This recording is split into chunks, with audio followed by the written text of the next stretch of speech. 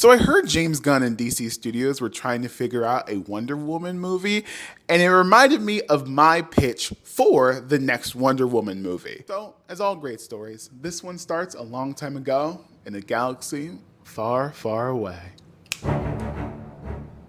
See what I did there? And we start on a beautiful city full of towers as far as the eye can see. And then a giant moon-shaped object comes over the horizon. And like a swarm of hornets, they come out of this moon object and start tearing up the city. And in this city, no one is safe. These monstrous beings are coming into every shop, every house, and just tearing it apart. It's gruesome, but hey, it's a Wonder Woman movie. And just when you think all hope is lost, as you see a giant claw about to tear into a child's face from the heavens, you see people clad in gold armor and wings come down and save the day. And in case you haven't figured out, this isn't the Amazonian women. We're not starting in Themyscira. We're starting in Thanagar. You see Hawkman and Hawkgirl absolutely putting in the work to tear up the enemy. And as Hawkman is tearing up the enemies, you hear him shout, "We need backup! Call for aid!" And then Hawkgirl comes in. We already did. And as much as Hawkman and Hawkgirl fight back, there's just too many of them. This might be their final stand. Until a giant Zeta tube comes in right in front of Hawkman and Hawkgirl, and you see an 8-foot tall yellow person looking down at them and asks one question. Do you yield?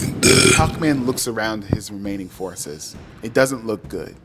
So just when he opens his mouth to yield, Hawkgirl pipes up and says, "I invoke the contest of champions." For those of you that don't know, because I made this bullshit up, it's when you can send one person out into a war and have a one-on-one match instead of having the whole army go to war. And whoever wins, wins the war. Hawkman then looks at his wife, confused. Hawkgirl's ready to fight, at least go down swinging. But Hawkman looks at his wife, a woman who he's promised to live 1,000 generations with, and says, "I will be your champion."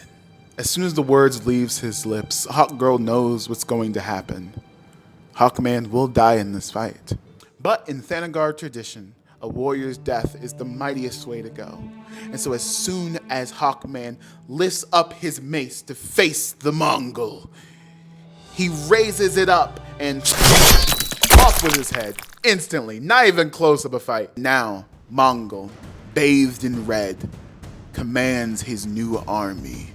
"Kneel, my children of war." We then cut to 1977, where Diana Prince, aka the Wonder Woman, is helping out CIA agent Steve Trevor.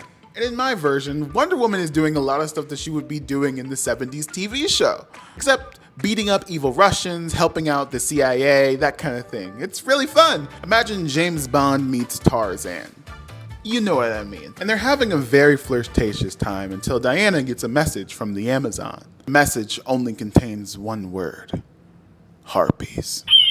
Her and Steve Trevor race over to the Amazons in their invisible jet. They come home to a bloodbath. We cut to the throne room of Themyscira as Diana's mother, Hippolyta, is being dragged by her hair from the throne. The camera then lingers on the warrior's weapon, a mace, and it pans up to see Hawkgirl, now a champion of war. She asked Hippolyta one question: do you yield?